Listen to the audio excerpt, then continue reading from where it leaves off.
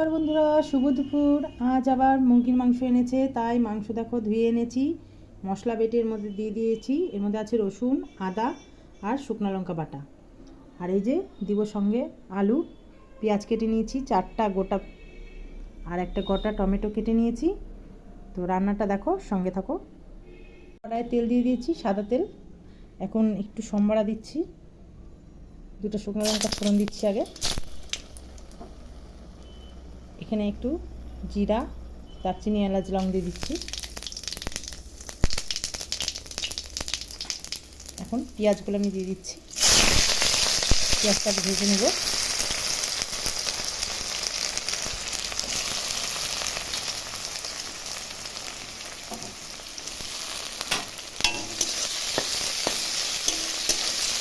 পেঁয়াজটা লাল লাল করে ভেজে নেব, তারপরে এর মধ্যে আলু দিয়ে দেবো। আলু মাংস একসঙ্গে দিয়ে কষাবো।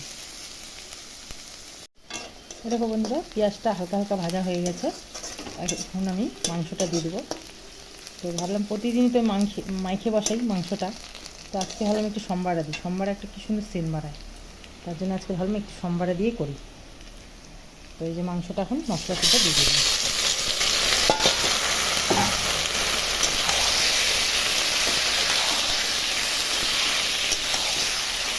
এর মধ্যে একে একে এখন লবণ, হলুদ দিয়ে দেবো। স্বাদ মতো আমি লবণ দিয়ে দিচ্ছি,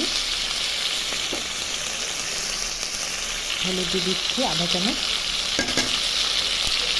এখন আমি আলুগুলোও দিয়ে দেবো, এর মধ্যে টমেটোটাও দিয়ে দেবো। সব দিয়ে ভালো করে আমি মশলার সঙ্গে মিশিয়ে নেবো মাংসটার সাথে।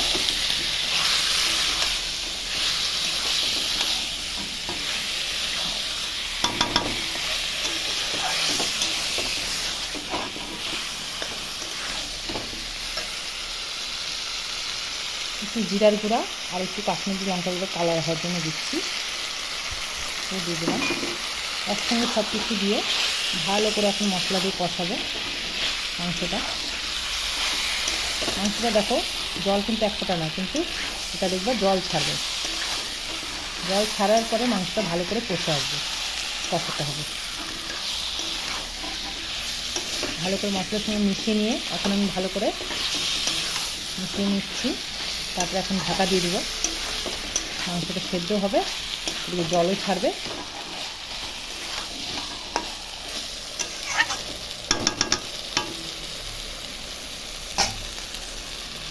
এখন আমি ঢাকা দিয়ে দিচ্ছি 5 মিনিটের মতো। মাংসটা দেখো আমার কষানো হয়ে গেছে অনেকটাই। এখন আমি ঝোল দিয়ে দেবো। গরম জল দিচ্ছি।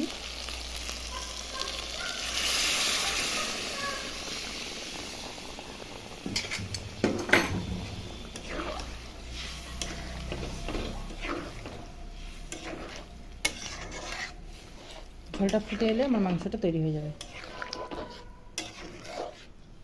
নিয়ে আবার বড় মেয়ে স্কুল গেছে, ওই স্কুল থেকে এসে খাবে। তোমার রান্না কমপ্লিট হয়ে গেল বন্ধুরা। তো দুপুরকার লাঞ্চ করে নিচ্ছি বন্ধুরা, তোমরা করে নাও। টাটা।